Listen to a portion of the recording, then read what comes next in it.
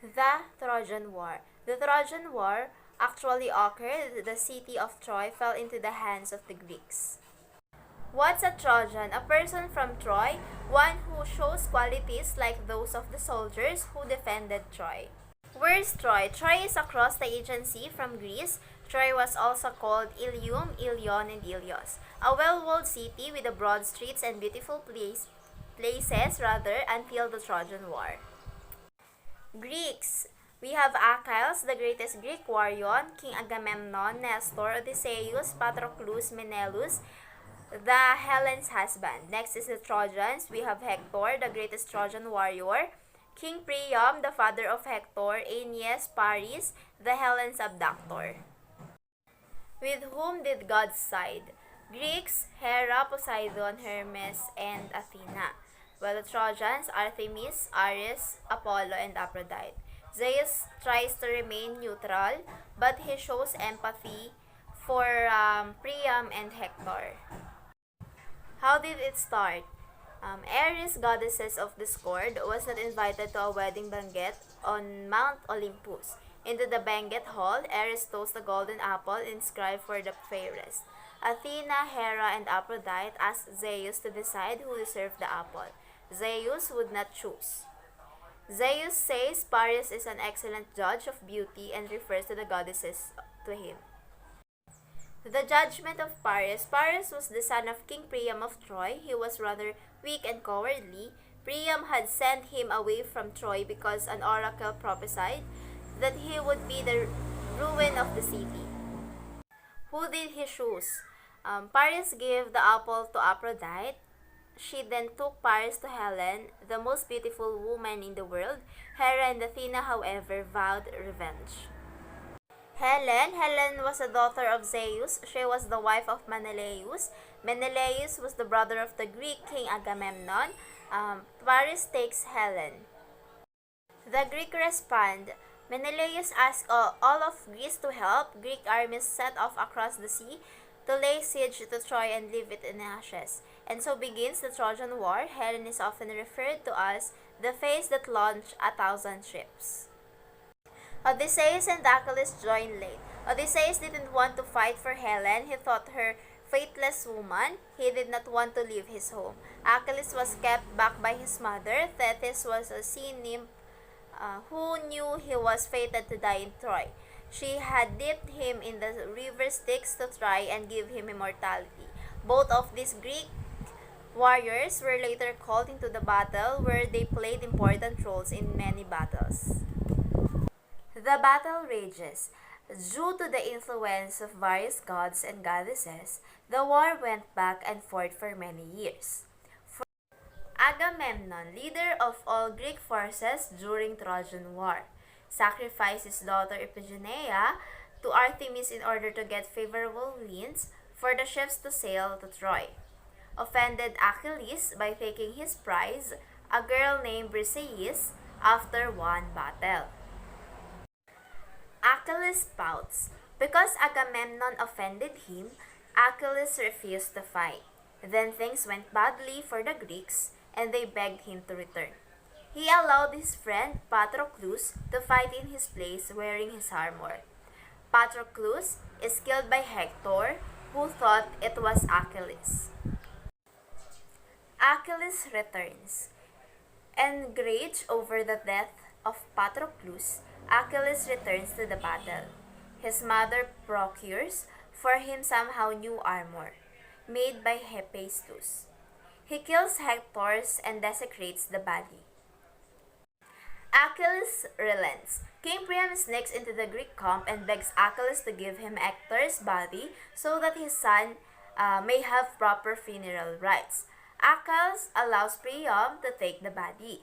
After Hector's death, Achilles does not have long to live. The death of Achilles. Achilles was unconquerable by mortal men, but Apollo stepped in. Apollo guided Paris' arrow into the only weak spot Achilles had, his heel. Achilles dies from the wound. The remaining Greeks decide his divine armor should go to the bravest remaining warrior. Odysseus wins. Odysseus makes a speech explaining why he deserves it, and he is awarded the armor of Achilles. He then devises the final plan to end the Trojan War. The Trojan horse. The Greeks pretend to retreat, leaving behind a large wooden horse.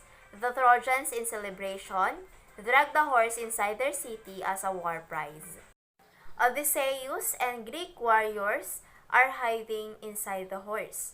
The fall of Troy. They wait until the Trojans are asleep and then they come out and slaughter them. The Trojan War was ended, the Greeks won and Trojans lost. Odysseus is the greatest hero remaining alive, but now he has to get home. The Trojan War was a war between the Greeks and the city of Troy.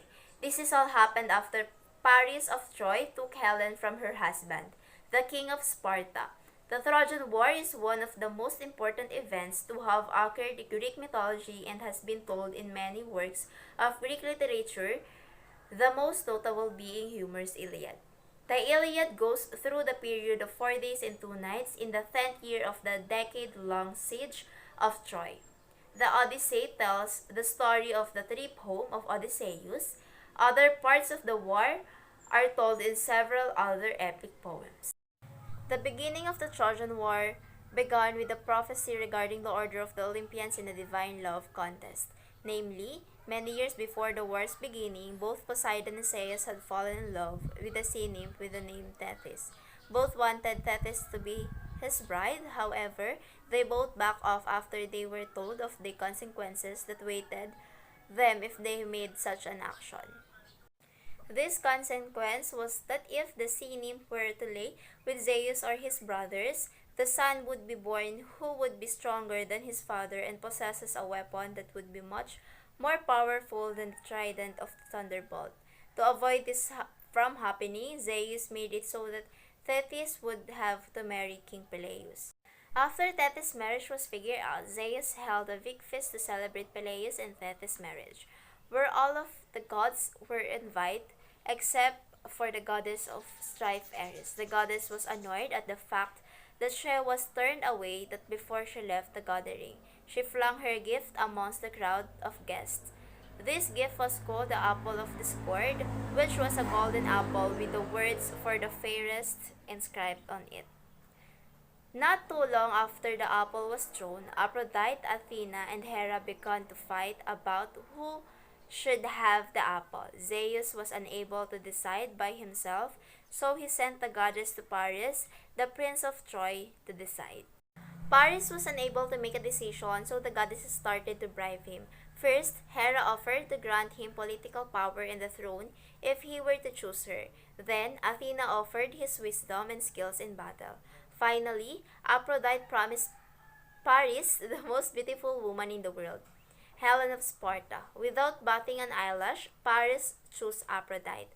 However, Helen was already married to Menelaus, the king of Sparta. So, Paris, under disguise of a diplomatic mission, went to Sparta to abduct Helen from her home so he could bring her back to Troy with him.